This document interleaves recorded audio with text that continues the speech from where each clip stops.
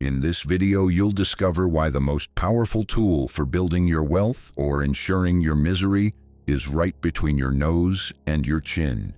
That's right, your mouth. It does more than describe reality, it shapes it.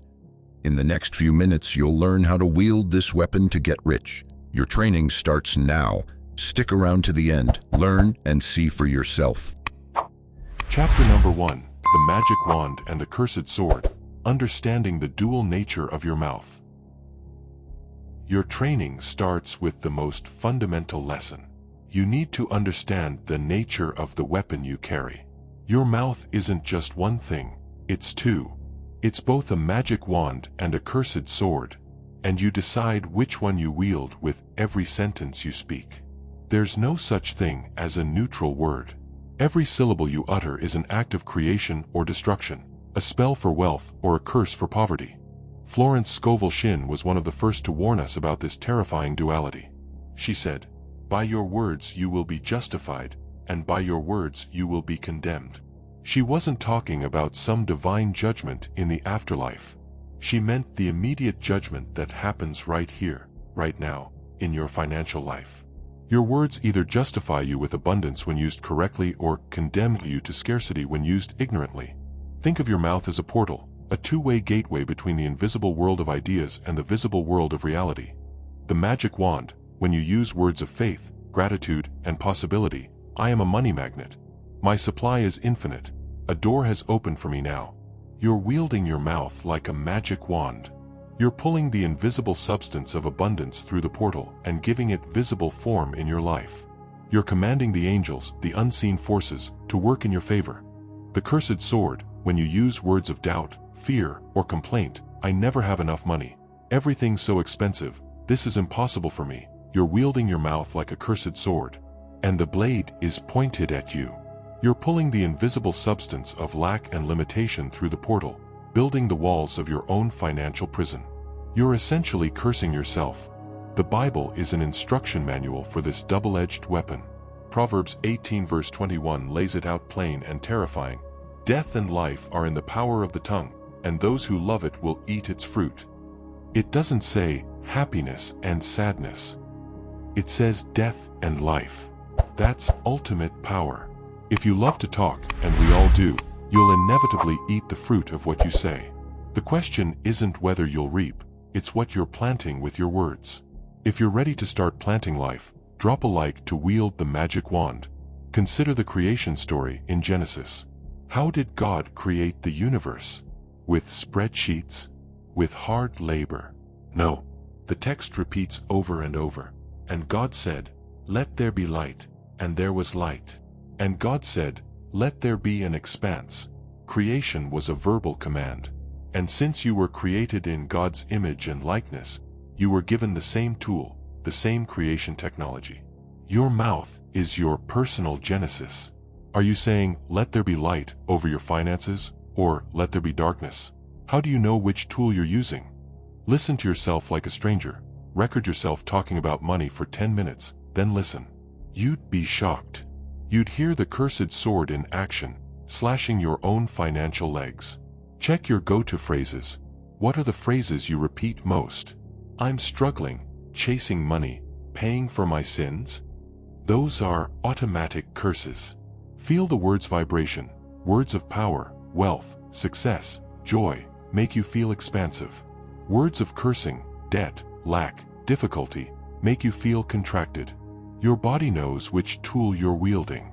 Think of Balaam's story, Numbers 22 to 24.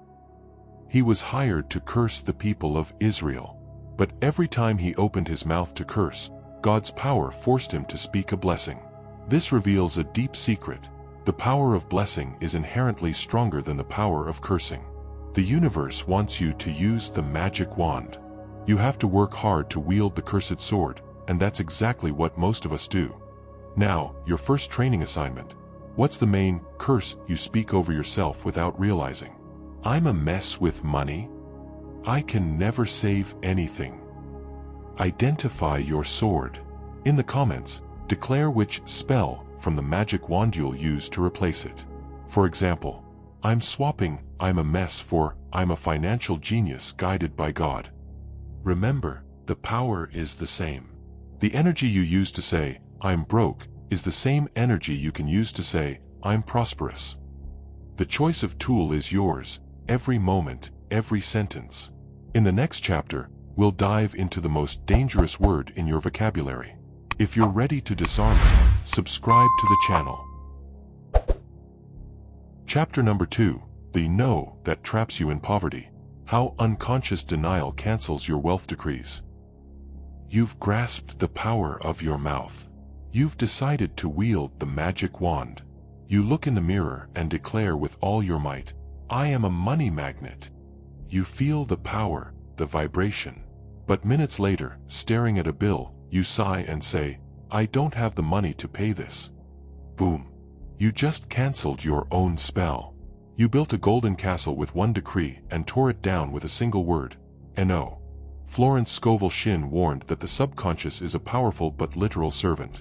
It has no sense of humor, doesn't get irony, and, crucially, doesn't process negation. It only registers the main image. When you say, "I don't want to be poor," the image your mind energizes is poor. When you say, "I don't want more debt," your subconscious focuses on debt. You're essentially praying for what you say you don't want. The word no is the universe's cancel button.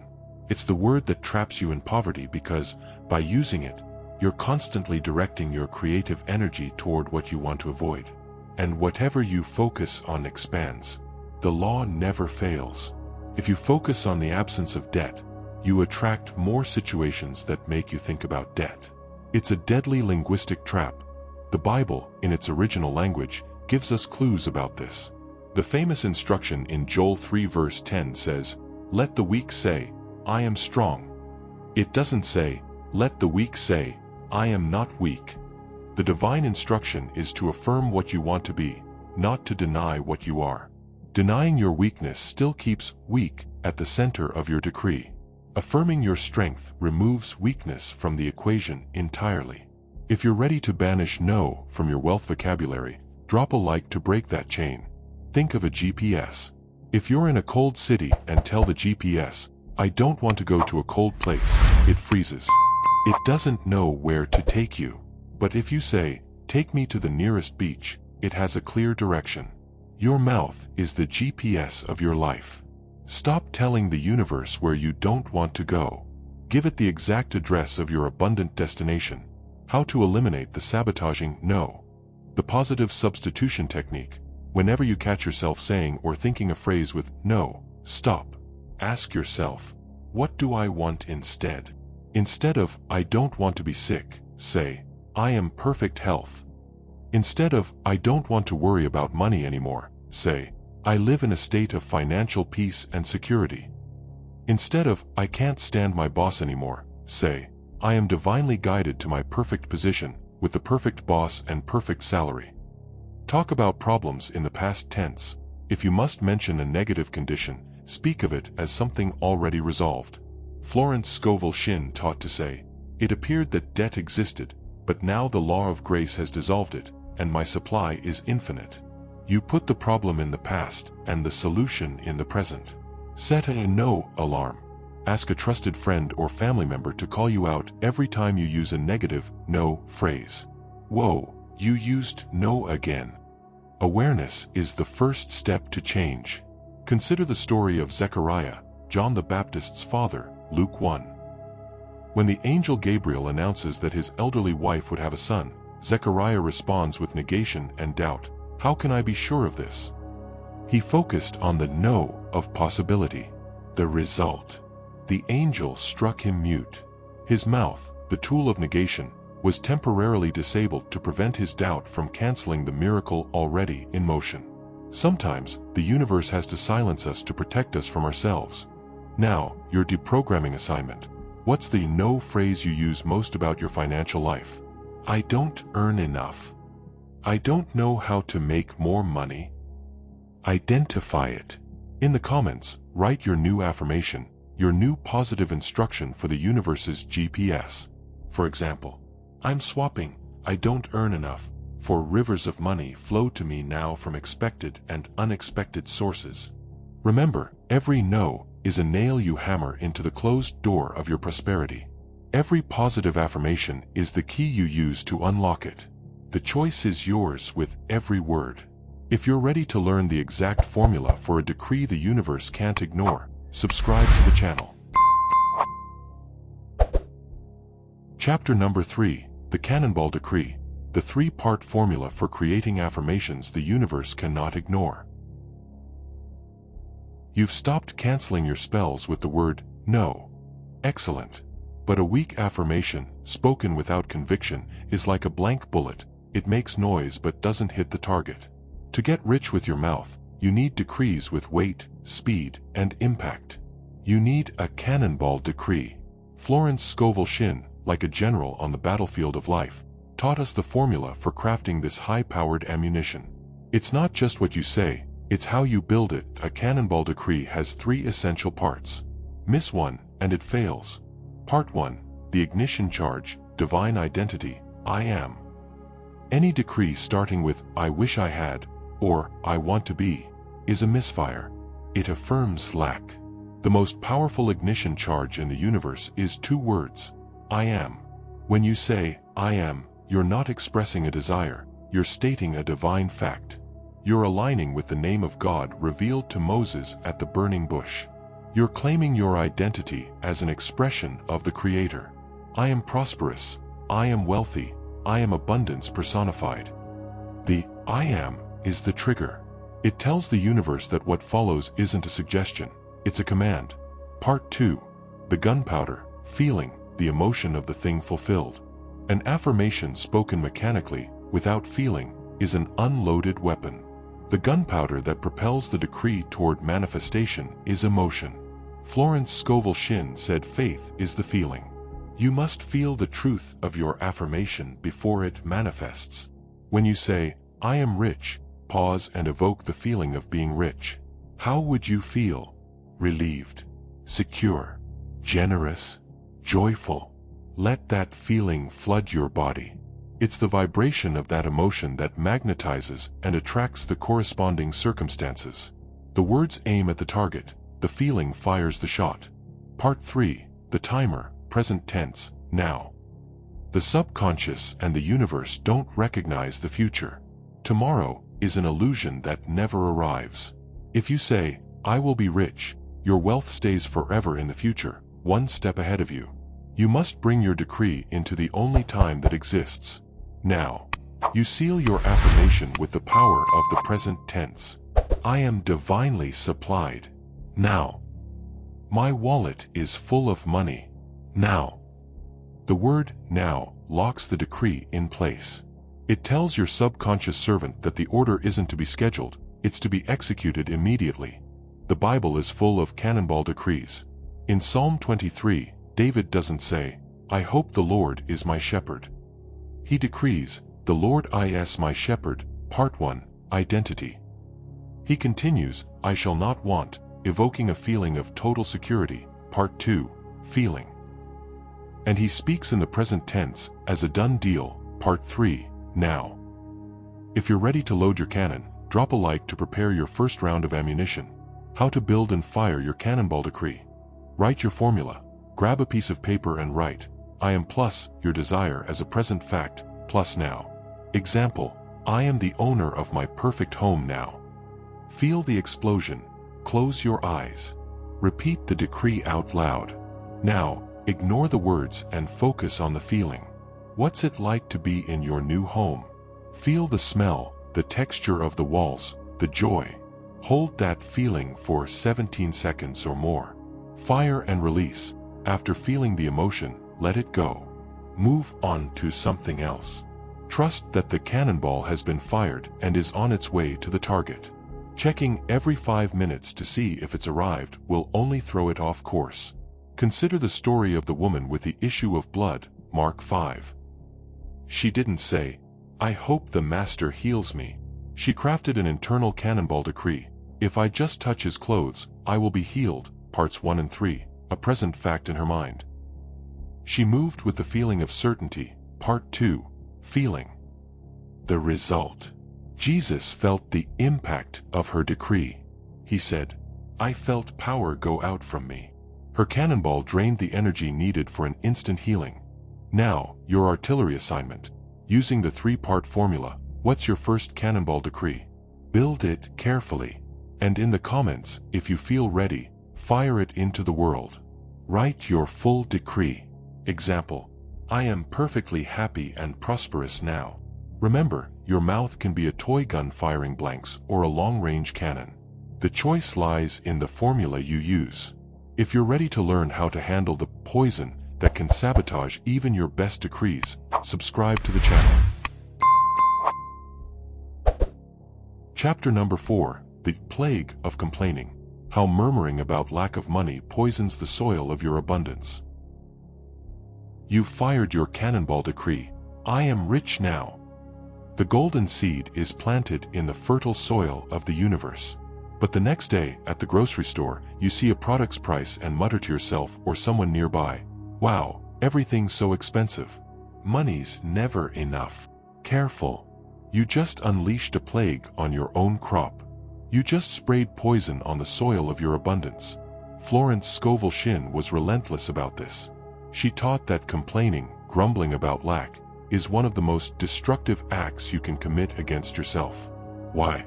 Because complaining is a powerful, emotion-charged affirmation, a cannonball decree, for poverty. It has all 3 parts. Identity. When you complain, you identify as a victim, as powerless. I can't afford this. Feeling. Complaints are loaded with strong emotions: frustration, anger, self-pity. It's potent gunpowder. Present tense. Complaints are always about the now. Money's never enough. It's the perfect formula to manifest more of what you don't want. Complaining about a lack of money is like praying fervently, with all your faith, for more lack. And the universe, which always says yes to your dominant vibration, obeys. The Bible treats complaining, murmuring, as a grave sin, not for moral reasons, but because of its results. It's spiritual self-sabotage. The Israelites' 40-year desert journey, which should have taken months, was prolonged for one reason: chronic complaining. They grumbled about food, water, leadership. In Numbers 14, after whining that it would have been better to die in Egypt, God decrees, "As you have spoken in my ears, so I will do to you." In other words, you want to die in the desert? Wish granted. Their words of complaint became their sentence. It's terrifying. If you want to stop sentencing yourself to poverty, drop a like to break the complaining habit. Think of the soil. Your wealth decrees are the seeds. Your faith is the sun. Your emotion is the water. But complaining is the poison you pour on the ground. No matter how good your seeds or how much sun they get, if the soil is poisoned, nothing grows. Or if it does, it's a sickly, stunted plant. You can't plant a wealth seed in the morning and poison the soil with complaints in the afternoon and expect a bountiful harvest. How to stop poisoning your own soil? The 24-hour complaint-free diet. Challenge yourself to go 24 hours without complaining about anything, especially money. If you slip, reset the clock. It'll be one of the hardest and most revealing exercises of your life. The pivot technique. The moment you catch yourself about to complain, "This tax is outrageous." Stop. Breathe. Pivot to gratitude. I'm grateful to have income to pay taxes. I'm grateful to live in a country with structure. My supply is infinite, and I pay all my bills with joy. You neutralize the poison with the antidote of gratitude. Use a physical anchor. Put a rubber band on your wrist. Every time you catch yourself complaining, snap it lightly. Not to punish yourself, but to create a neurological association. A physical alert to snap you out of negative autopilot. Consider the story of the 10 lepers healed by Jesus, Luke 17. All 10 were healed, but only one, a Samaritan, returned to give thanks. Jesus asks, "Were not all 10 cleansed? Where are the other 9? And to the one who returned, he gave an extra blessing: "Rise and go, your faith has made you whole." The other 9 got the healing, but the one who expressed gratitude instead of continuing to complain about life received wholeness, the bonus. The absence of complaining and the presence of gratitude qualify you for the full blessing. Now, your detox assignment. What's your number 1 financial complaint? The one you repeat most. My rent's too high. Gas prices are through the roof. My boss doesn't value me. Identify your main poison. In the comments, write the gratitude phrase, the antidote, you'll use to neutralize it starting today. Remember, every word of complaint is a drop of poison. Every word of gratitude is a drop of fertilizer. The state of your financial garden tomorrow depends on what you're spraying on it today. If you're ready to learn how to use your mouth to magnetize others' success to your advantage, subscribe to the channel. Chapter number 5, Bless Your Enemies. The secret of praising others' success to magnetize your own. You've stopped poisoning your soil with complaints. But there's an even subtler, more corrosive poison you need to neutralize: envy. That feeling that creeps in when you see someone achieving exactly what you want. The default reaction, conditioned by scarcity, is to criticize, belittle, or gossip. They must be doing something shady. Just luck. Let's see how long that lasts. Each of those phrases is a cursed sword that slashes your own prosperity. But Florence Scovel Shinn, following one of Jesus' most radical commands, teaches us to do the opposite. She teaches us to use our mouth to bless what we envy. Jesus' command, bless those who curse you and pray for those who slander you, has a profound metaphysical application. Your enemies here aren't people but your own feelings of envy and resentment. And the success of others that bothers you is your greatest enemy. Blessing it is the secret to turning that enemy into your greatest ally. How does it work? The law of attraction states you attract what you vibrate. When you see someone's success and feel envy or criticism, you're vibrating at the frequency of lack. You're telling the universe, I don't have this, and I don't like that they do. Success is rare, and they took a piece that could have been mine. The universe registers your vibration of lack and gives you more lack. But when you deliberately bless that person's success with your mouth, something magical happens. You shift your vibration. You tell the universe, I see success. I celebrate it. I recognize that the infinite source that supplied them supplies me too. If it's there for them, it's there for me. You tune your vibration to success. And what you bless, you attract. Florence Scovel Shinn called this the law of non-resistance applied to others' success. Resisting someone else's success builds a wall against your own. Celebrating it opens a gate. Every time you praise someone's new car, you're telling your subconscious, I like new cars. They're good and possible. You're essentially taking a vibrational test drive. If you're ready to turn envy into a magnet, drop a like to start blessing your enemies. The Bible gives a powerful example in the relationship between David and Jonathan, King Saul's son. Jonathan was the rightful heir to the throne. David was the rival, overtaking him. Jonathan's natural reaction could have been envy or hatred, but he did the opposite. In 1 Samuel 18, it says, Jonathan's soul was knit to David's, and he loved him as his own soul. He blessed his rival. He even gave David his robe, sword, and bow, celebrating the anointing on him. The result. Though Jonathan didn't become king, his name is eternalized as a symbol of love, loyalty, and nobility, and his lineage was preserved and honored by David. His blessing came back to him as honor. How to practice blessing others' success. Create an envy alert. When you feel that pang of envy, don't judge yourself. Just notice it. Say to yourself, whoa, envy alert. Perfect chance to magnetize my success. Use the double blessing formula. Immediately, use your mouth to say, aloud or mentally, I bless person's name and their specific success. And just as the infinite source supplied them, it supplies me now with my perfect equivalent. Speak well behind their back. The ultimate test. When you're in a group and someone starts criticizing a successful person, have the courage to step in and say something positive. But they work hard, or, good for them, I'm happy for their success. You'll become a lightning rod for negativity and a magnet for positivity. Consider the story of Isaac and Abimelech, Genesis 26. Isaac sowed in that land and reaped 100-fold, becoming extremely wealthy. The Philistines, led by Abimelech, envied him and drove him out. They cursed his success.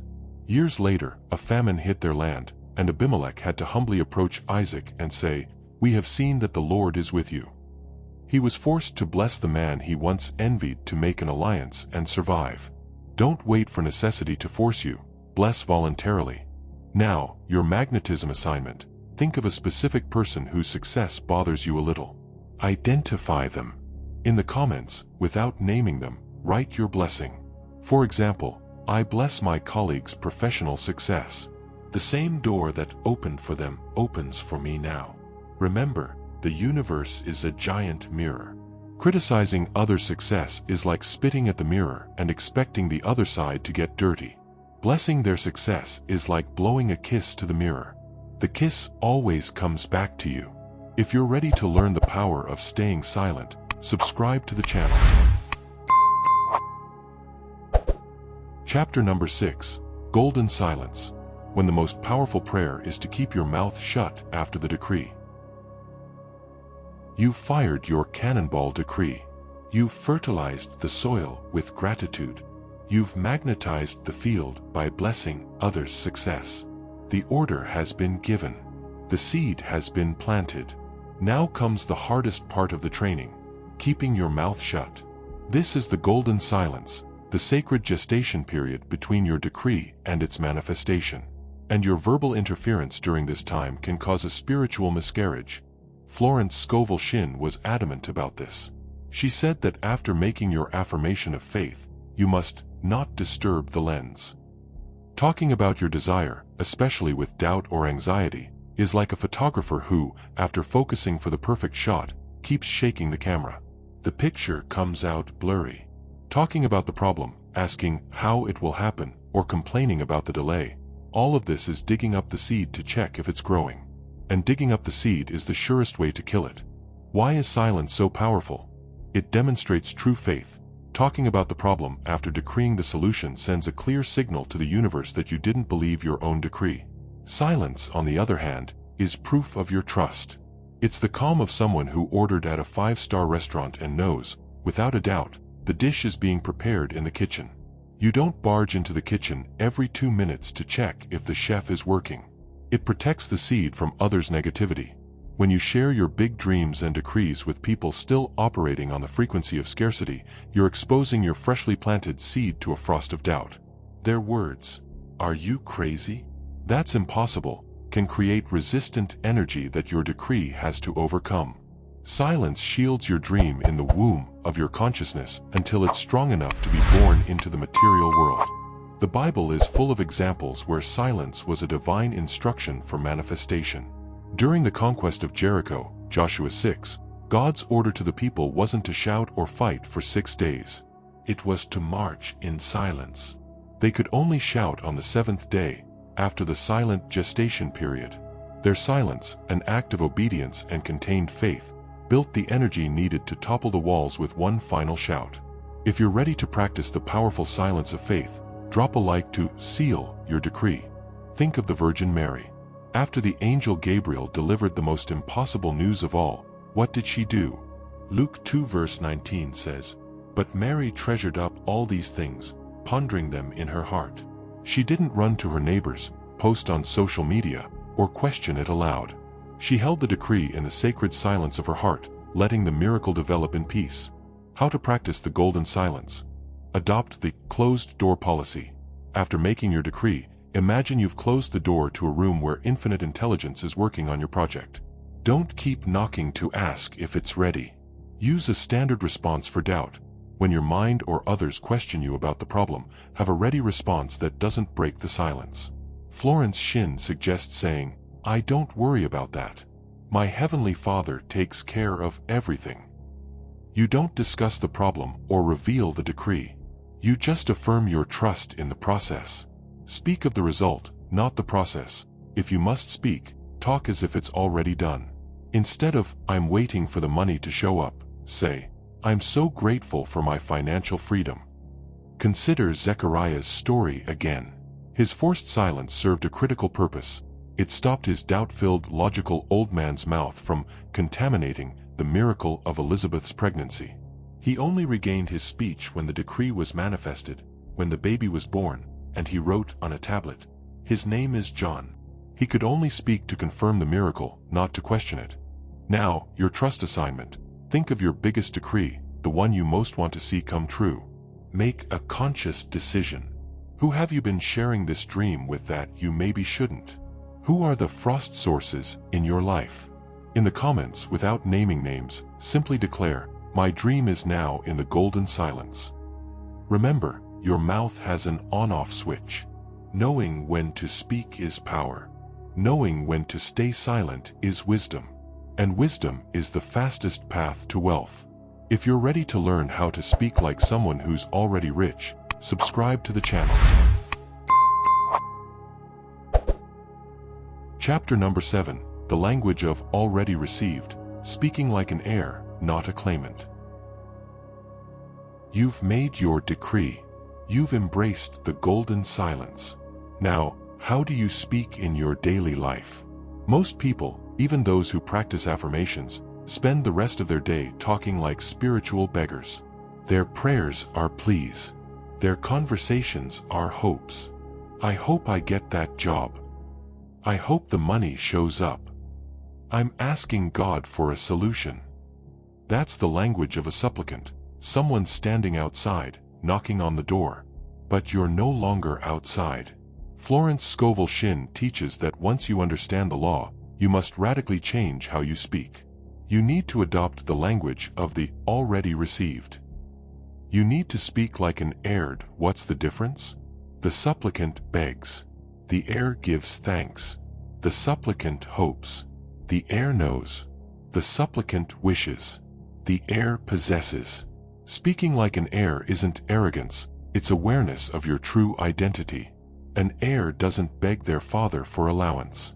They know the money is theirs by right. They act with the confidence that the family fortune belongs to them. Your mouth must reflect that same confidence in your heavenly Father's fortune. Stop talking about your desire and start speaking from the place of your desire already fulfilled. Florence Scovel Shinn called this living in the fourth dimension, the plane of divine reality where everything is already perfect and complete. Your job is to use your mouth to bring that reality into the third dimension, the material world. You do this by speaking as if. Instead of, "I need more clients," you say, "I'm so grateful for so many wonderful clients I can barely keep up." Instead of, "I'm looking for a job," you say, "I'm choosing between several fantastic job offers." Is this lying? No. It's speaking the divine truth before it becomes a material fact. It's aligning your words with the reality of the kingdom, not the illusion of lack. The Bible is the testament proving your inheritance. And Jesus gave us the perfect model of the heir's language. In the resurrection of Lazarus, John 11, he doesn't kneel, weeping and begging, "Father, please, please raise this man if it's your will." He acts like a partner, an heir with authority. He first says, "Father, I thank you that you have heard me," thanking before seeing the result. Then he commands, "Lazarus, come out."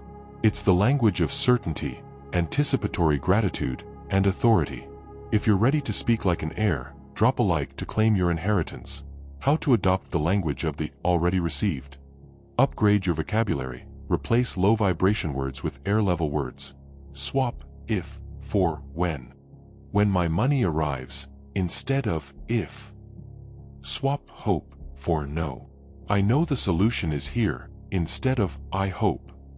Swap try for do. Tell the future as a past memory. When someone asks about your project, don't talk about the struggles. Tell the story of how it succeeded. Wow, it was amazing. It seemed challenging at first, but everything aligned perfectly, and the result was better than I imagined.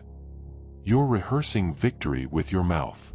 Thank the ordinary, like it's a miracle. I'm so grateful for this clean water, it's incredible wealth.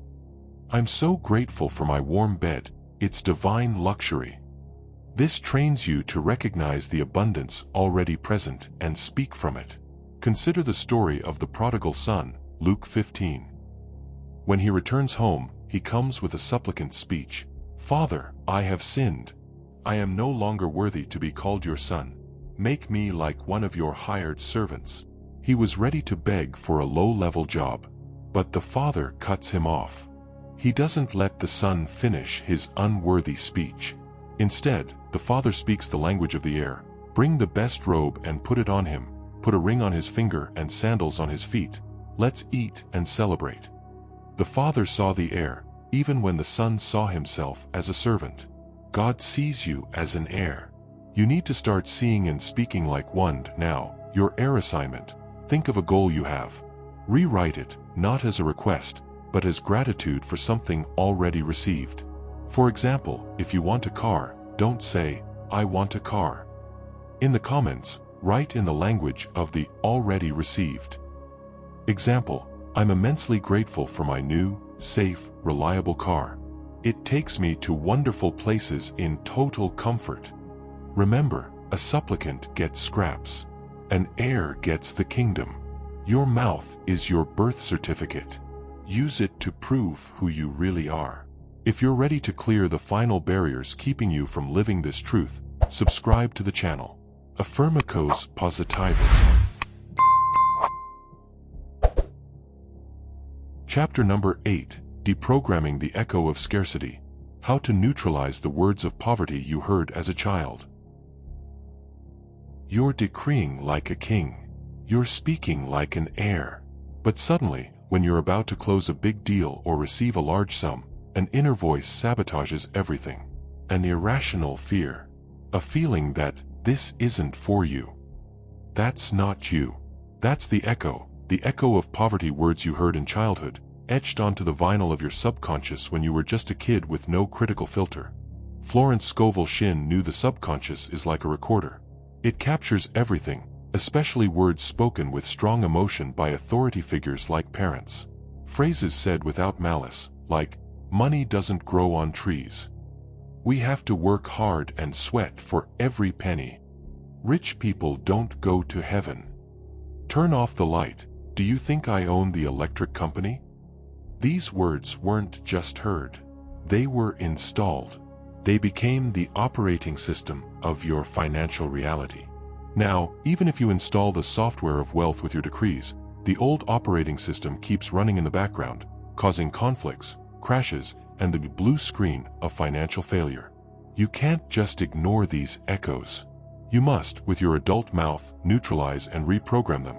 The Bible addresses this inheritance of beliefs in Ezekiel 18, where a proverb in Israel said, "The fathers ate sour grapes, and the children's teeth are set on edge."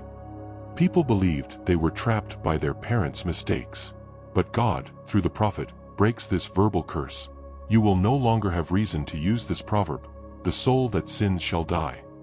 In metaphysical terms, the belief you accept is the one that manifests. You're not doomed to repeat your parents' financial patterns. You have the power, with your mouth, to break your family's proverb. If you're ready to break that inheritance, drop a like to declare your financial independence. How to reprogram the echo of scarcity. Identify the scratched record. What's the main belief about money you inherited from your family? Take a moment to think. What was the phrase repeated most in your home when money came up? Identifying the virus is the first step to deleting it. Create a neutralizing decree. You need a specific affirmation to cancel the old belief.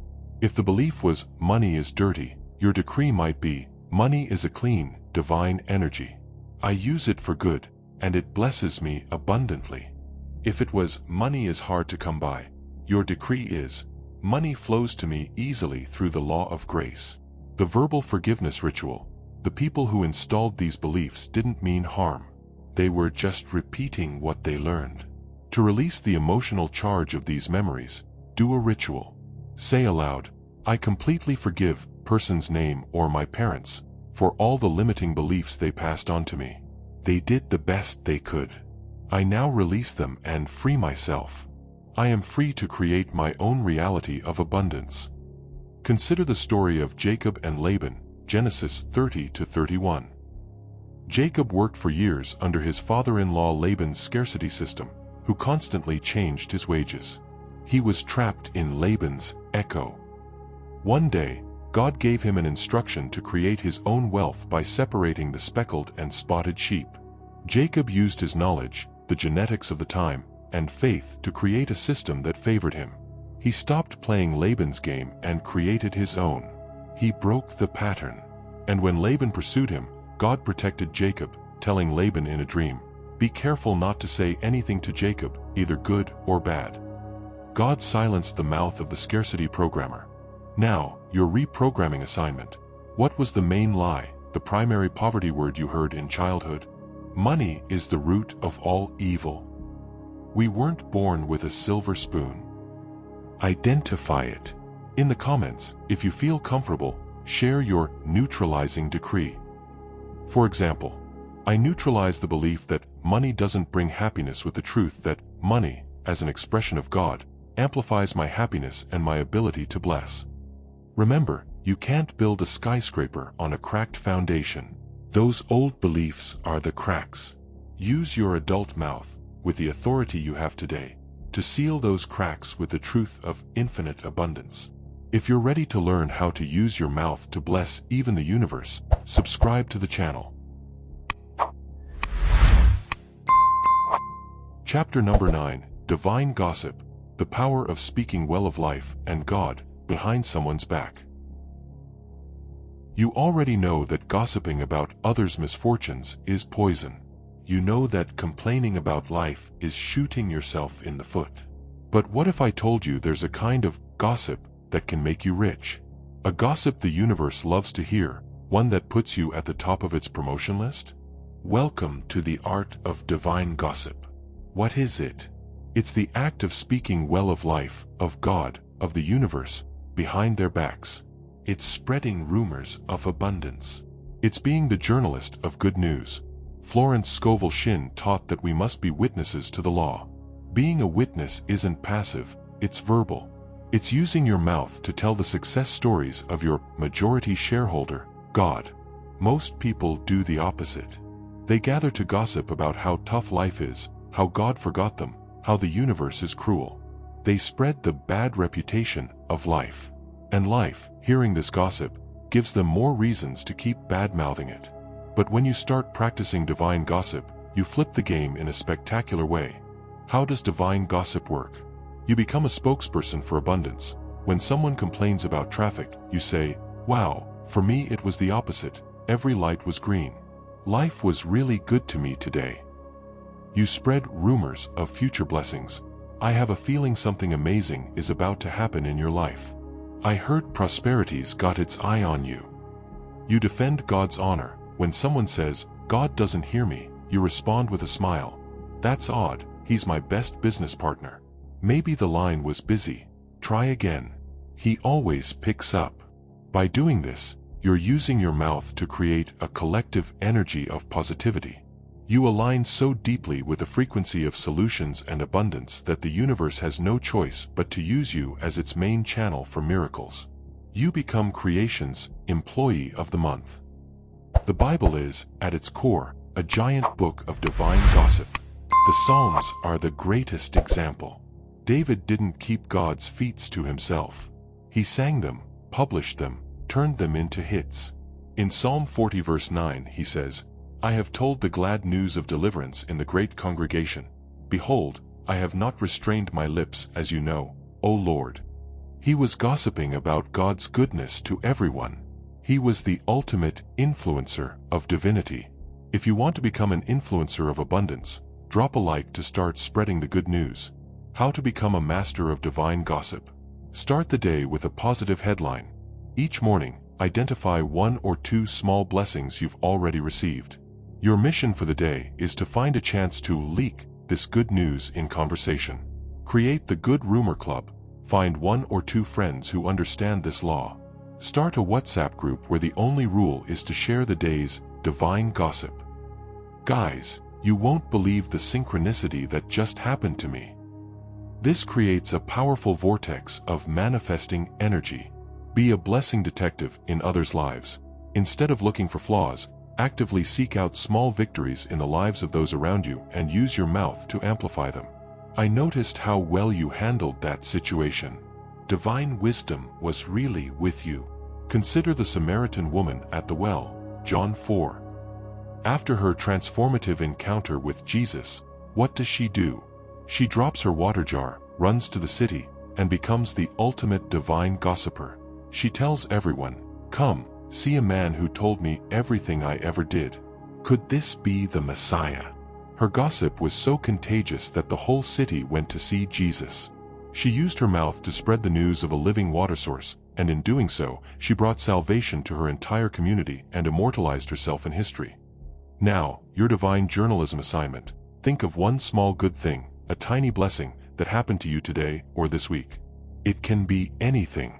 In the comments, practice divine gossip. Start with, "You won't believe what life did for me," and tell us. Let's create a chain of good news. Remember, the world already has enough critics and complainers. Scarcity doesn't need more publicity. Abundance, life, God, they're looking for a new marketing team. The position is open. The salary is unlimited. And the only qualification is using your mouth to spread the good reputation of your boss. If you're ready for the final step, to fuse your word with reality, subscribe to the channel. Chapter number 10, The Incarnate Word, the point where your word and your financial reality become one. You've learned to wield the wand and sheath the sword. You've disarmed the word no. You've built cannonball decrees. You've stopped poisoning your soil with complaints and learned to magnetize success by blessing others. You've practiced the golden silence, adopted the language of the air, reprogrammed the echoes of the past, and become a divine gossiper. And now, what happens when you consistently practice all of this? You reach the state of mastery. You arrive at what mystics call the incarnate word. This is the point where there's no more separation. No more you here and wealth there. No more decree and manifestation. Your word and your financial reality become one. You no longer need to try to manifest. Your speech is the manifestation. What you declare is instantly. The gap between your command and its materialization collapses. You think and speak car, and the circumstances for the perfect car align that same day. You speak opportunity, and the phone rings in the same minute. Florence Scovel Shinn described this state as the perfect alignment of the three planes: the mental plane, the blueprint; the verbal plane, the command; and the material plane, the result. When these three are in perfect harmony, creation is instantaneous. You stop making affirmations and become the living affirmation. Your very existence is a decree of abundance. People feel it. Opportunities feel it. Money feels it. And they're all drawn to you, not by what you do, but by what you are. This is the deeper meaning of the first chapter of John's Gospel. In the beginning was the Word, and the Word was with God, and the Word was God. And the Word became flesh and dwelt among us. The Word is the divine decree. Becoming flesh is materialization. In you, at the state of mastery, the word of abundance becomes flesh. Your word of wealth becomes your physical reality. Your house, your car, your bank account. You become the living proof of the law. If you aspire to this state of mastery, drop one final like to seal your training journey. How do you live in this state of the incarnate word? You stop asking and start allowing. You understand that abundance is already yours, and your only job is to use your mouth to let it flow. Your speech becomes economical and powerful. You no longer need to repeat affirmations 100 times. A single word, spoken from this place of certainty, has more power than 1,000 anxious affirmations. You feel immense calm. There's no more anxiety for the manifestation because there's no separation. You don't stress about your hand appearing because it's already part of you. Wealth becomes just another part of you. Consider Jesus' mastery. He didn't need lengthy rituals. To heal, he said, "I will be clean." To calm the storm, he said, "Peace, be still." To multiply the bread, he simply gave thanks and broke it. His words were few, but his consciousness and authority were total. The word and the result were one. This is the level of consciousness you're being called to.